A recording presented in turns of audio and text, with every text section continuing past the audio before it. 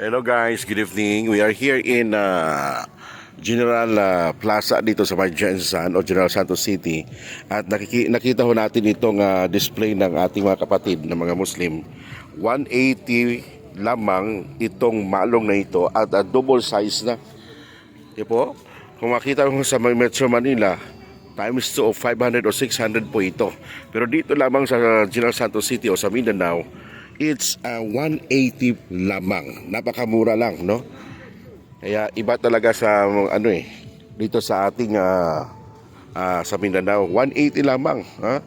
Kung kayo po ay gusto po ninyo, ito po ay double size. Hindi po kagaya po yung iba na one size or single size lang.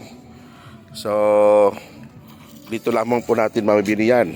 Mayroon din po malong na 199, pero pwede po ito maging 180 o 90? 190. Dahil gold, no? Ay lalo pong ang gumagamit dito mga babae, no? Kasi makinis at saka gold na gold talaga, oh. Ito pala yung ano. Pero maano to, no? Mawala. Existing lang. Yung sobra-sobra lang na Okay. Hindi, ito yung gold lang. Mawala din ito, no? Hindi, yung ano lang, sobra lang niya. Sobra. Okay. So 180, 190 lamang guys. Double size po ito. Dito lamang yan sa General Santos City or dito sa Mindanao. Kahit sang sulok na Mindanao, pag mayroon po tayong mga kapatid na mga Muslim, nandun po ang kanilang mga binibinta na malong na tinatawag natin. Di ba?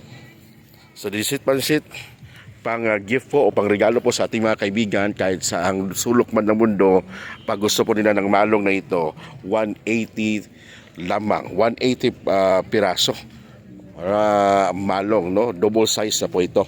At sa gusto pong mga pang babae, ayan po, mayroon din po naman ito. It's a 190 lamang itong binibinta ng ating mga kapatid na Muslim dito sa may General Plaza. Ayan, hanggang February lang po sila. Actually, binibinta po nila ito pag December ay 250, pero ngayon po ay 180 lamang. Kaya dinadrop po nila yung presyo na ito dahil talagang alis po sila hanggang February lang po sila dito na 2025. Ayan.